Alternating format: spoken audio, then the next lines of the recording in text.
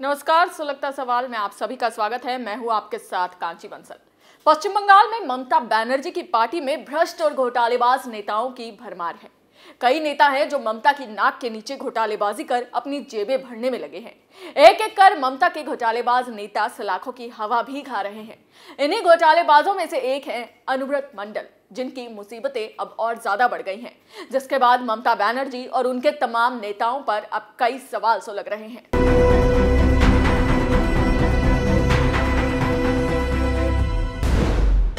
अनुव्रत मंडल पर सीबीआई ने क्या बड़ा खुलासा किया? क्या कोऑपरेटिव बैंक का इस्तेमाल कर रहे थे अनुव्रत? गौ तस्करी केस में टीएमसी के कितने नेता शामिल?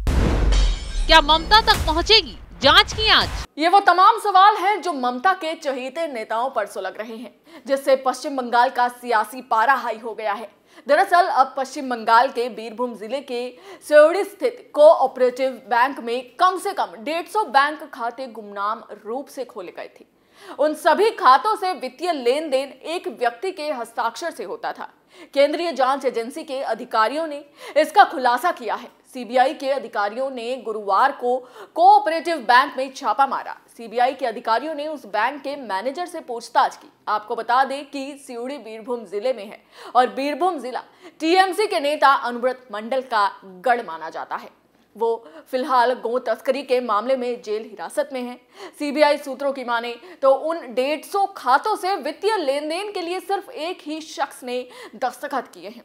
हालांकि सीबीआई अधिकारियों ने यह साफ नहीं किया कि ये किसके हस्ताक्षर हैं। जांचकर्ताओं के मुताबिक इस खाते का इस्तेमाल काले धन को सफेद करने के लिए किया गया था। तृणमूल के बीरभूम जिलाध्यक्ष अनुव्रत मंडल की जांच की जा रही है कि ये खाते जुड़े हुए हैं या फिर नहीं। उन बेनामी खातों के रिकॉर्ड खंगाले जा रहे हैं। सीबीआई अधिकारियों का मानना है कि धान को किसानों से कम कीमत पर नगद में खरीदा गया और फिर मिलिंग करके राज्य के खाद्य विभाग को बेच दिया गया।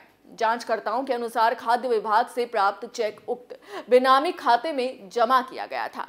गौ तस्करी मामले की जांच कर रहे सीबीआई अधिकारी सुशांत भट्टाचार्य ने गुरुवार को सहकारी बैंक में जाकर मैनेजर को धमकाया। उसने मैनेजर से कहा कि आप एक अपराधी की मदद काले धन को सफेद बनाने में कर रहे हैं। सीबीआई अधिकारी बैंक मैनेजर से जानना चाहते हैं कि ऐसा किसके आदेश पर किया गया।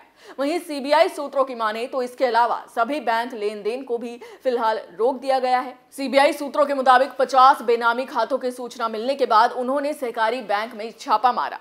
54 खातों में वित्तीय लेन देन पहले ही रोक दिया गया है। इसके अलावा सीबीआई सूत्रों ने यह भी कहा कि दस्तावेजों से पता चलता है कि उन खातों में कुल 4 करोड़ रुपए हैं।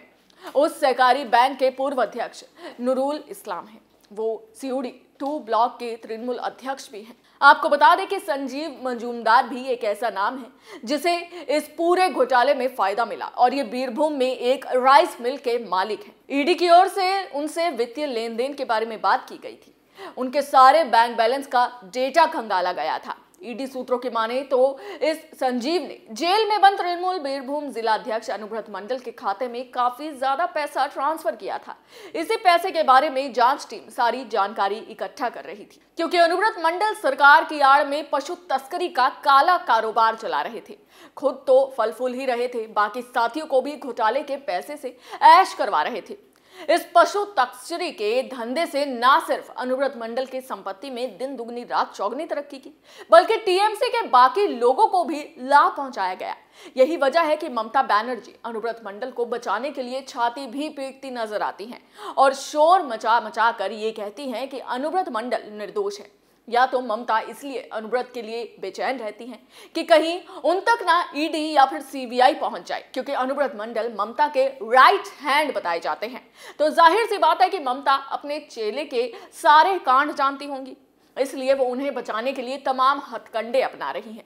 लेकिन ईडी और सीबीआई के हाथ ऐसे ऐसे सबूत लग चुके हैं कि ना ही ममता बचा पाएंगी और ना ही उनके चेले चपाटे, क्योंकि अब ममता की पार्टी की मान्यता भी खतरे में पड़ गई है। कोलकाता हाईकोर्ट के जज अभिजीत गंगोपाध्याय ममता की पार्टी टीएमसी की मान्यता रद्द कराने के लिए जल्द चुनाव आयोग के पास भी गए थे।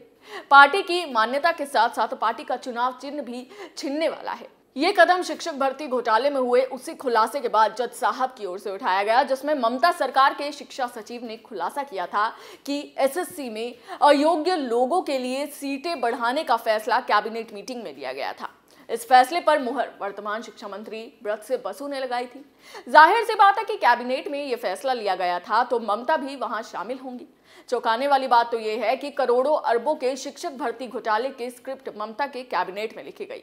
पूर्व से लेकर वर्तमान मंत्री घोटाले को अंजाम देते रहे, लेकिन ममता कहती रही कि उन्हें इस घोटाले की जानकारी ही नहीं थी।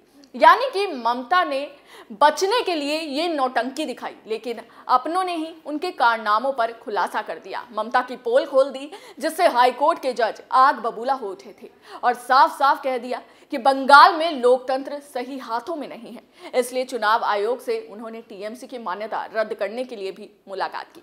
यानी कि अब ममता का काला काल शुरू हो गया है। दूसरी तरफ गो तस्करी केस में जो खुलासे हुए वो बेहद ही चौंका देने वाले थे, क्योंकि गो तस्करी के मामले में धीरे धीरे नए खुलासे होने लगे। सीबीआई के अनुब्रत मंडल को गिरफ्तार करने के बाद ईडी ने उन्हें गिरफ्तार किया। ईडी उनसे पूछताछ के लिए दिल्ली ले जाना चाहती थी। हालांकि कई कानूनी पचड़े पहले ही अड़ंगा डालने लगे थे। ईडी ने दिल्ली की डाउज एवेन्यू कोर्ट में केस दायर किया था। दूसरी ओर अनुब्रत मंडल ने भी दिल्ली हाईकोर्ट अदालत का दरवाजा खटखटाया।